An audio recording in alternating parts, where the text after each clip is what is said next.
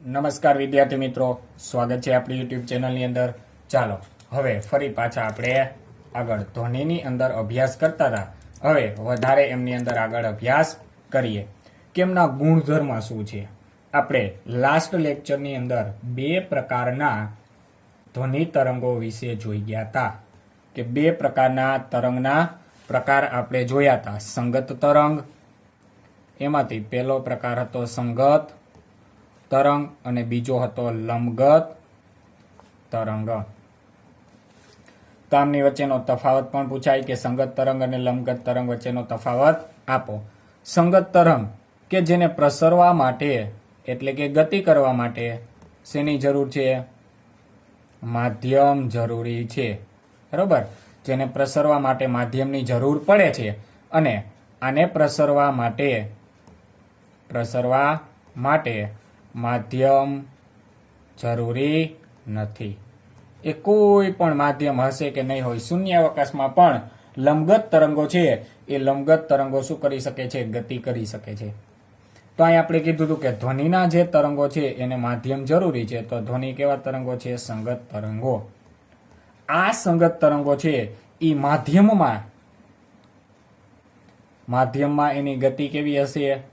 તો કે માધ્યમની અંદર સંગત તરંગોની ગતિ આપણે જે બે પ્રકાર જોયા હતા, સંઘનન અને વિઘનન. સંઘનન અને વિઘનન દ્વારા તે શું થાય છે? આગળ વધે છે. કે તે સંઘનન અને વિઘનન દ્વારા શું થાય છે? આગળ વધે છે. તો આવા જે કણો છે, આ કણોને શું કહેવાશે? સંગત તરંગ કહેવાશે. જે સંઘનન એટલે તો કે જે આ મધ્યમાન સ્થાન છે એ મધ્યમાન સ્થાનની કઈ બાજુ? કાં તો આગળ અથવા તો પાછળ. કે મધ્યમાન સ્થાનની કેવી રીતે ગતિ કરે છે? આગળ પાછળ ગતિ કરે છે. જ્યારે આ લંબગત તરંગો છે તો એની માધ્યમમાં ગતિ કેવી હોય? તો હમણાં આપણે જોશું કે શૃંગ અને ગર્ત સ્વરૂપે. હવે શૃંગ શું છે અને ગર્ત શું છે એ હમણાં આપણે જોશું, બરોબર. કે એમની જે ગતિ છે એ આ મધ્યમાન સ્થાન છે એ મધ્યમાન સ્થાનને કેવા રૂપે હોય? લંબ રૂપે તે ગતિ કરતા હોય. મધ્યમાન સ્થાન એટલે કે વચ્ચેનું જે સ્થાન હોય એનાથી કેવા રૂપે? લંબ રૂપે, એટલે કે ઉપર અને નીચેની તરફ. આવી રીતે આ લંબગત તરંગો છે એ ગતિ કરતા હોય. તો આપણે લંબગત તરંગો માટે કીધું હતું કે પ્રકાશ છે એ શૂન્યાવકાશમાં પણ શું કરી શકે છે? ગતિ કરી શકે છે. તેને પ્રસરવા માટે માધ્યમની જરૂર પડતી નથી. તેને પ્રસરવા માટે માધ્યમની કાંઈ પણ જરૂર પડતી નથી. તો આ થઈ ગયા લંબગત તરંગો થઈ ગયા અને સંગત તરંગો. બે આવા પ્રકાર જોયા હતા. હવે આપણે ધ્વનિ તરંગના ગુણધર્મો ભણવાના છે. કોના ગુણધર્મો? ધ્વનિ તરંગના ગુણધર્મ. ધ્વનિ તરંગના ગુણધર્મો ભણવાના છે, બરોબર. કે શું છે ધ્વનિ તરંગના ગુણધર્મ? તો કે આપણે એને કઈ રીતે વર્ણવી શકીએ? તો ધ્વનિ તરંગ છે, ધ્વનિ તરંગને કેટલી રીતે? ત્રણ રીતે તમે વર્ણવી શકો, વર્ણન કરી શકાય. ત્રણ રીતે વર્ણવી શકાય. પહેલું, તેની આવૃત્તિ દ્વારા. બીજું, કંપ વિસ્તાર.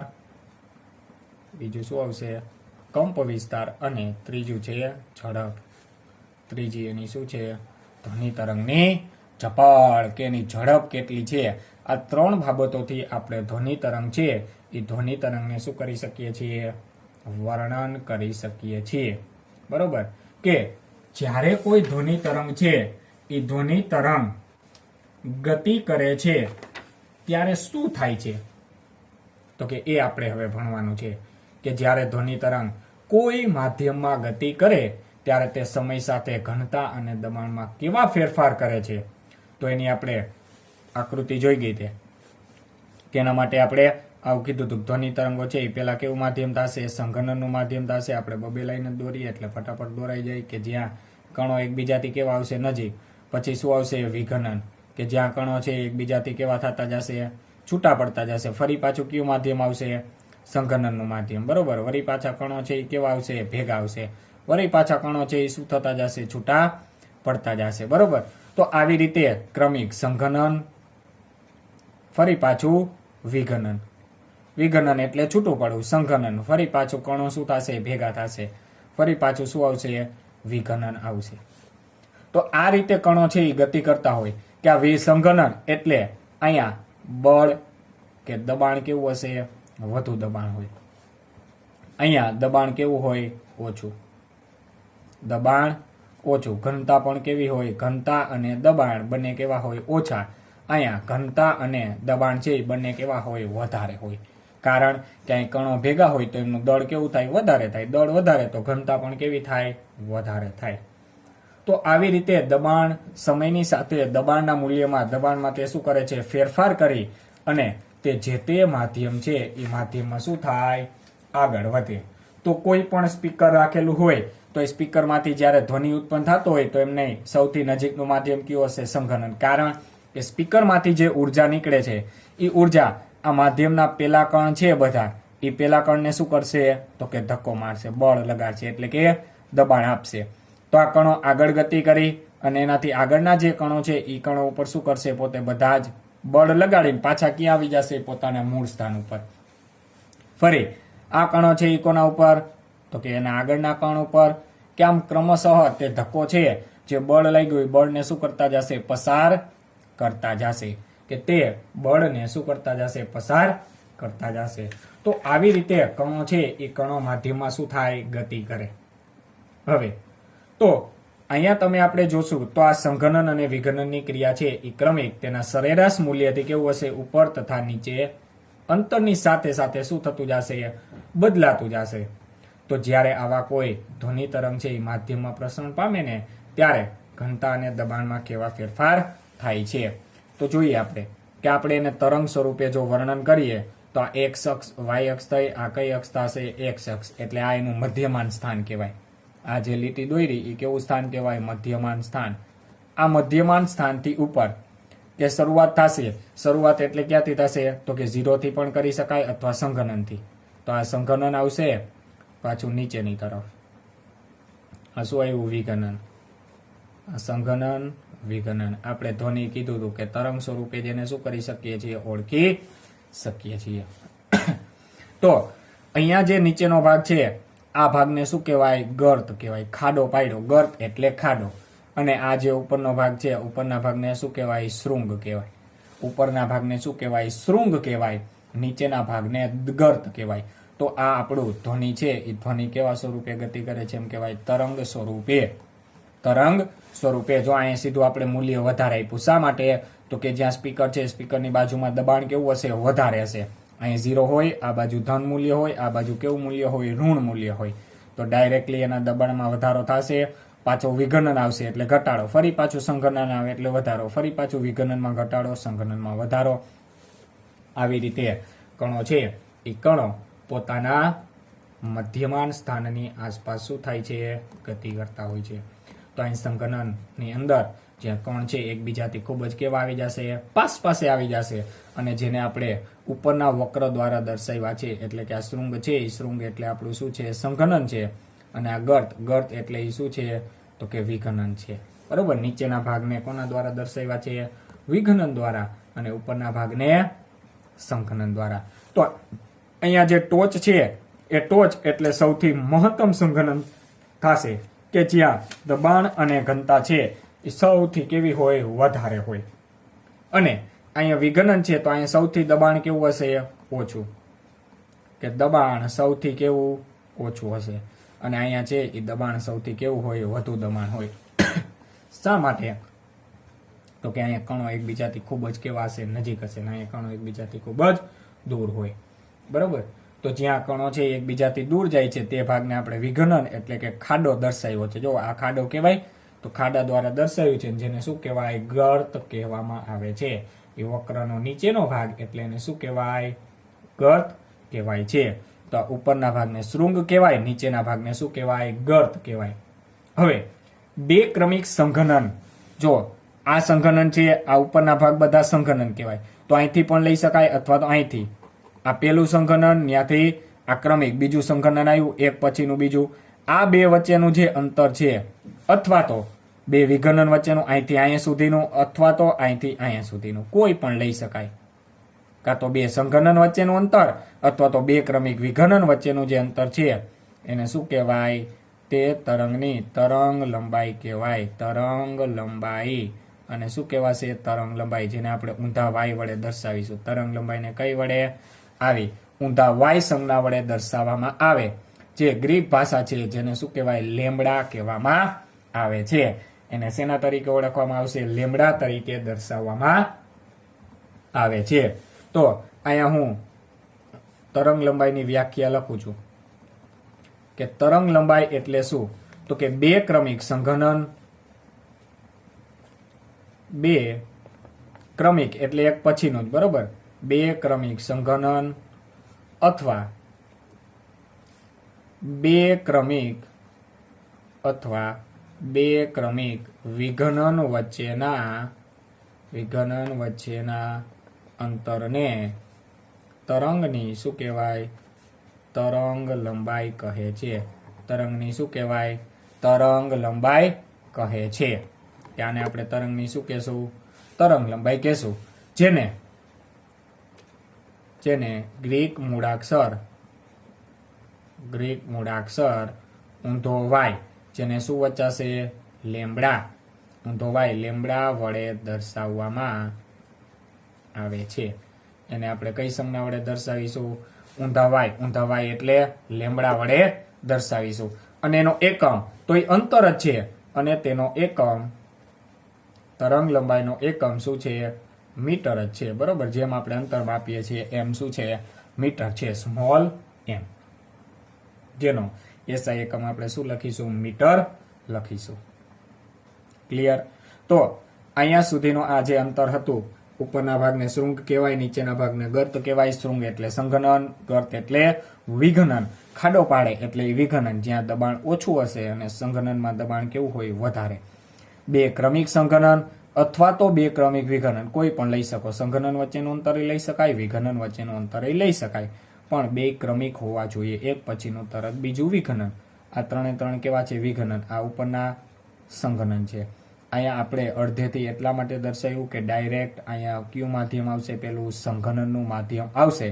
એટલે કે સ્પીકરની બાજુમાંથી જ્યારે કણો છે એને ઉર્જા મળશે તો એ ડાયરેક્ટ ઝીરોમાંથી કેવા થઈ જશે? એકદમ હાઈ થઈ જશે, બરોબર? એટલા માટે આપણે ક્યાંથી લીધું? ઉપરથી દર્શાવ્યું. તો એમની બે વચ્ચેના અંતરને શું કહેવાશે? તરંગ લંબાઈ કહેવાશે, જેને ગ્રીક અક્ષર લેમ્બડા વડે દર્શાવવામાં આવે છે. એકમ શું લેશું? તો કે તેનો એકમ છે, એકમ શું લેવામાં આવે? મીટર જ લેવામાં આવે છે. કે તરંગ લંબાઈનો એકમ શું લેવામાં આવશે? મીટર લેવામાં આવશે. હવે આપણે ત્યાર પછીનો બીજો એમને જે ગુણધર્મ હતો એ ગુણધર્મ જોવાનો છે, આવૃત્તિ. કે જે હર્ટ્ઝ નામના વૈજ્ઞાનિકે, હેનરીચ રુડોલ્ફ હર્ટ્ઝ આવું એનું નામ હતું, બરોબર? એ હર્ટ્ઝ નામના વૈજ્ઞાનિકે જે તરંગ હતી એ તરંગની શું માપી? આવૃત્તિ માપી. આવૃત્તિ એટલે એક પ્રકારનો ટાઈમ પીરિયડ છે. આવૃત્તિ ટાઈમ પીરિયડ છે કે મધ્યમાન સ્થાનની આસપાસ, કે અહીંયા કોઈ આ લોલક છે તો એ આપણને ખબર છે એક કઈ બાજુ જશે? ઉપરની તરફ, પાછું આ બાજુ.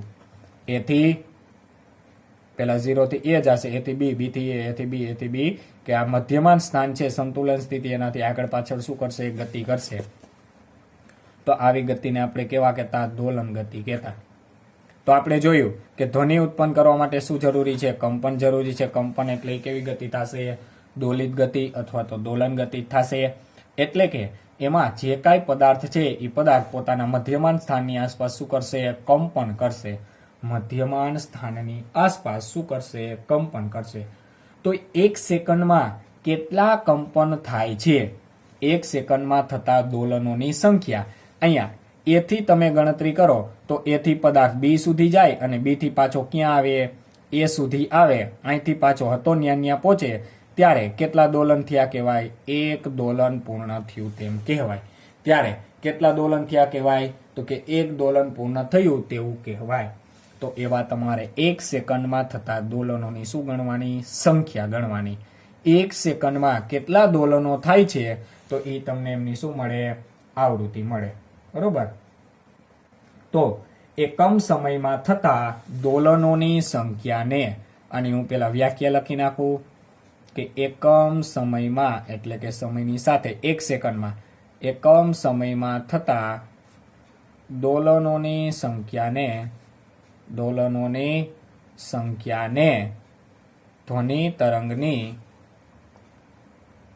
તરંગની શું કહે છે? આવૃત્તિ કહે છે. ધ્વનિ તરંગની શું કહેવાય? આવૃત્તિ કહે છે.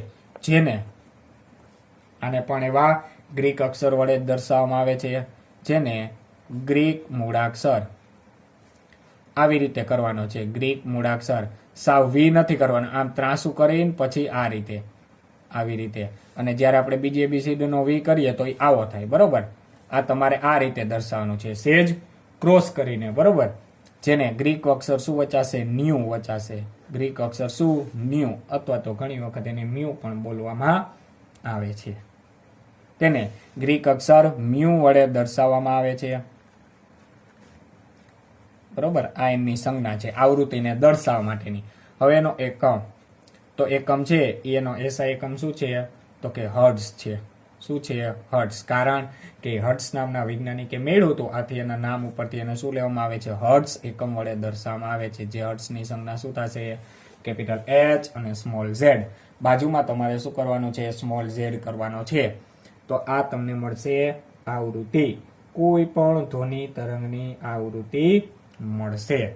કે કમ સમયમાં જેટલા દોલન થાય છે એની તમે સંખ્યા નોંધી લેશો તો એ તમને શું મળી જશે? તે ધ્વનિ તરંગની આવૃત્તિ મળશે.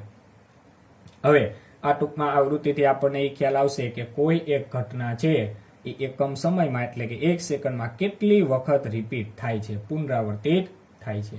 હવે માનો કે તમે કોઈ ઢોલ છે, ઢોલને ટીપીને વગાડો છો, તો તમે ઢોલને 1 સેકન્ડમાં જેટલી વાર ટીપશો તે તમારા દ્વારા ઢોલને ટીપવાની શું થઈ કહેવાય? આવૃત્તિ થઈ કહેવાય. ધારો કે તમે 1 સેકન્ડમાં 5 વાર ટીપી શક્યા તો તમારી આવૃત્તિ કેટલા હર્ટ્ઝ થાય? 5 હર્ટ્ઝ. કારણ કે 5 દોલન થયા, 5 દોલન થયા એના છેદમાં 1 સેકન્ડ, તો 5 ભાગ્યા 1 એટલે કેટલા થાય? 5 જ થાય. તો તમારી આવૃત્તિ છે એ કેટલા હર્ટ્ઝ થશે? 5 હર્ટ્ઝ થશે.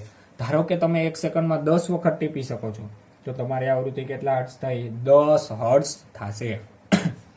તો એકમ સમયમાં તમે જેટલી વખત ઢોલને ટીપી શકો છો એ તમારા દ્વારા ઢોલને ટીપવાની શું થઈ? આવૃત્તિ થઈ. હવે આપણને ખબર છે કે ધ્વનિ કોઈ પણ માધ્યમમાં ગતિ કરે ને ત્યારે એની ઘનતામાં ફેરફાર થાય. તો ઘનતામાં એટલે ફેરફાર થાય છે તો એને આપણે શું કહીએ છીએ? ઘનતામાં જે ફેરફાર થાય તો એને સંઘનન અને શું કહીએ છીએ? વિઘનન કહીએ છીએ. તો અહીંયા તમારે ધ્વનિ તરંગની આવૃત્તિ જોઈ છે, તો ધ્વનિ તરંગની તમારે આવૃત્તિ જોતી હોય તો તમારે શેની ગણતરી કરવી પડે? તો કે તમારી પાસેથી, તમારી સામેથી પસાર થતા તમારે સંઘનન ગણવાના અને શું ગણવાના? વિઘનન. એક સંઘનન અને એક વિઘનન પસાર થાય ત્યારે કેટલા દોલન થાય? 1 દોલન થાય. ધારો કે તમે ડાયરેક્ટ કન્ટિન્યુ ગણવાના કે એક સંઘનન, એક વિઘનન, સંઘનન વિઘનન, સંઘનન વિઘનન. ધારો કે તમારી પાસેથી 4 સંઘનન પસાર થયા અને 4 શું થયા? વિઘનન પસાર થયા. તો કુલ કેટલા થયા? 8 થયા કે નહીં? બરોબર. તો 4 સંઘનન અને 4 વિઘનન કુલ 8 પસાર થયા. પણ આવૃત્તિ કેટલી થઈ જશે? એની દોલન કેટલા થઈ જશે? 8 ભાગ્યા 2 એટલે 4 જ થશે. કારણ કે એક સંઘનન અને એક વિઘનન ત્યારે કેટલા દોલન થાય? 1 દોલન થાય. તો 4 સંઘનન અને 4 વિઘનન એટલે કેટલા દોલન થાય? 4 દોલન થયા. તો એનો મતલબ કે તમારી જે આવૃત્તિ છે કેટલા હર્ટ્ઝ હશે? 4 હર્ટ્ઝની તમારી ફ્રીક્વન્સી થશે, આવૃત્તિ થશે. તો આવી રીતે તમે કોઈ પણ ધ્વનિ તરંગ છે એ ધ્વનિ તરંગની શું કરી શકો છો? આવૃત્તિ મેળવી શકો છો. તો એકમ સમયમાં થતા દોલનોની કુલ સંખ્યાને ધ્વનિ તરંગની શું કહેવાય? આકૃતિ કહેવાય, આવૃત્તિ કહેવાય. તો આપણે આપણી પાસેથી પસાર થતા જો સંઘનન અથવા વિઘનનોની સંખ્યા ગણીએ તો આપણને ધ્વનિ તરંગની શું મળે? આવૃત્તિ મળે, જેને આપણે ન્યુ સંજ્ઞા વડે દર્શાવીશું અને એનો એકમ શું થશે? હર્ટ્ઝ થશે. જેની સંજ્ઞા છે કેપિટલ H અને સ્મોલ z વડે આપણે દર્શાવીશું. હવે આ 2 ક્રમિક સંઘનનો કે 2 ક્રમિક વિઘનનોને કોઈ એક નિશ્ચિત બિંદુ પાસેથી, કોઈ એક નિશ્ચિત જગ્યાએથી પસાર થવું છે. ધારો કે આ તમારું બિંદુ છે, બરોબર. આ નિશ્ચિત બિંદુ તમે કોઈ પણ લીધું. હવે અહીંથી શું પસાર થવાનું છે? તો કે એક સંઘનન અને એક શું પસાર થવાનું છે? વિઘનન. ત્યારે એક દોલન થશે. તો એક સંઘનન અને એક વિઘનન પસાર થવા માટે જે સમય લાગે તે સમયને, આ સંઘનન અને વિઘનનને પસાર થવા જે સમય લાગે એને શું કહેવાય? આવર્તકાળ કહેવાય. આવર્તકાળ, ટાઈમ પીરિયડ, જેને આપણે કેપિટલ ટી વડે દર્શાવીશું. તો ત્યાર પછીની આપણે વ્યાખ્યા લખીએ. આવર્તકાળ. આવર્તકાળ કે બે ક્રમિક સંઘનનો કે બે ક્રમિક વિઘનનો કે બે ક્રમિક વિઘનનોને કોઈ નિશ્ચિત સ્થાનથી અથવા તો નિશ્ચિત બિંદુ પાસેથી પસાર થવા માટે લાગતા સમયને તરંગનો શું કહેવાય? આવર્તકાળ કહે છે. તરંગનો શું કહેવાય? આવર્તકાળ કહે છે. Time period. તો અહીંયા આવર્તકાળ છે. આવર્તકાળને કઈ સંજ્ઞા વડે દર્શાવવામાં આવશે? તો એની સંજ્ઞા થશે કેપિટલ ટી. બરોબર. આવર્તકાળ છે એમની સંજ્ઞા શું થશે? Capital T. અને એ સમયગાળો છે એટલે એનો એકમ છે, એકમ શું થશે? તો કે સેકન્ડ થશે. સેકન્ડ, સ્મોલ એસ અથવા તો SEC લખવાનું. એનો એકમ શું થશે? સેકન્ડ જ થશે. તો તમે કહી શકો કે માધ્યમની જે ઘનતા છે એમાં એક સંપૂર્ણ દોલન માટે લીધેલ સમયને ધ્વનિ તરંગનો શું કહેવાય? આવર્તકાળ કહે છે. કે માધ્યમની ઘનતાના એક સંપૂર્ણ દોલન માટે, જો અહીંયા આપણે એકમ સમયમાં દોલનની સંખ્યા ગણી. હવે એક દોલન પૂરું થવા માટે જે સમય લાગતો હોય ને, કે આ લોલક છે, બરોબર, આ લોલક અહીંયા છે, અહીંથી અહીંયા એ સુધી જશે એટલે એથી આપણે ગણતરી કરી, એથી ક્યાં સુધી પહોંચશે? બી સુધી. તો એ થી બી સુધી આવે અને બી થી પાછો ક્યાં જાય? એ સુધી પહોંચે. ત્યાં સુધીનો તમારો જે સમય છે એ સમય એક દોલન કહેવાય. અને ત્યારે તમારો સમયગાળો કેટલા આવર્તકાળ કહેવાય? એક આવર્તકાળ કહેવાય. એક સેકન્ડ થઈ કહેવાય. બરોબર. તો આવર્તકાળ છે એ આવર્તકાળનો એકમ શું થશે? સેકન્ડ થશે. હવે બીજી રીતે ટૂંકી વ્યાખ્યા આપી હોય તો કે માધ્યમની ઘનતાના એક સંપૂર્ણ દોલન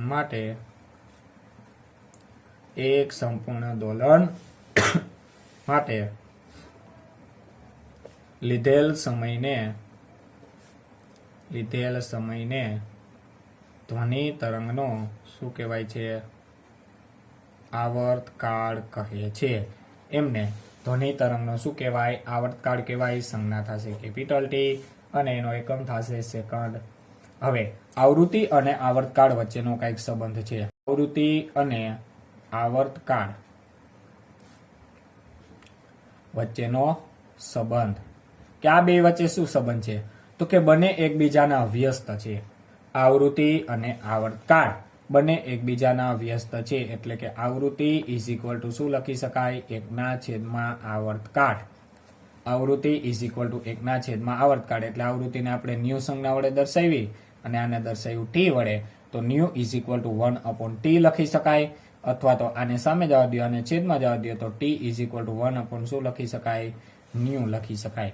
આ બને તો અહીંયા પ્રશ્ન પૂછાય કે આવૃત્તિ અને આવર્તકાળ છે બંને એકબીજાના કેવા હોય? વ્યસ્ત હોય. આવૃત્તિ અને આવર્તકાળ બંને એકબીજાના કેવા હોય? વ્યસ્ત હોય છે. તો આ શું થયો? બંને વચ્ચેનો સંબંધ થયો. કે તમારે 1/, ન્યુ આપેલા છે, 1/, છે, ત્યાં તમે શું લખી શકો? ટી પણ લખી શકો. અથવા તો 1/t આપ્યા હોય તો એની જગ્યાએ શું લખી શકો? ન્યુ.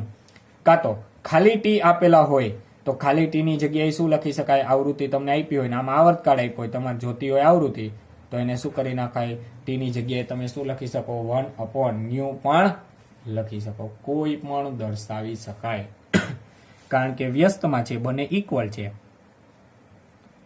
ટી ની જગ્યાએ 1/ન્યુ અથવા તો ન્યુ ની જગ્યાએ 1/t, because there are both કેવા છે? ઓપોઝિટ છે. બરોબર. એકબીજાના વ્યસ્ત છે. એકબીજાના વ્યસ્ત પ્રમાણમાં હોવાથી તમે કોઈ પણ લખી શકો. તો એનો મતલબ એવો થાય કે 1/1000 હર્ટ્ઝ એકમ હોય તો એ એકમ શું થઈ જાય? સેકન્ડ થઈ જશે. કે આવૃત્તિનો એકમ અહીંયા તમે મૂકો તો 1 હર્ટ્ઝ થાય. તો એ હર્ટ્ઝ અને સમય બે એકબીજાના કેવા છે? વ્યસ્ત થઈ જાય. hz-1 એટલે એને આપણે શું લખીએ છીએ? આવર્તકાળનો એકમ. તો એ આવર્તકાળનો એકમ છે એ શું થઈ જાય? સેકન્ડ થાય. તો હવે અહીંયા સુધીના આપણે 3 ગુણધર્મ એ જોયા. હવે પછીના ગુણધર્મ છે એમાં ધ્વનિની પીચ વિશે આપણે અભ્યાસ કરીશું, જે આપણે આગળના વિડીયોની અંદર અભ્યાસ કરીશું. અહીં સુધી રાખીએ. Thank you very much.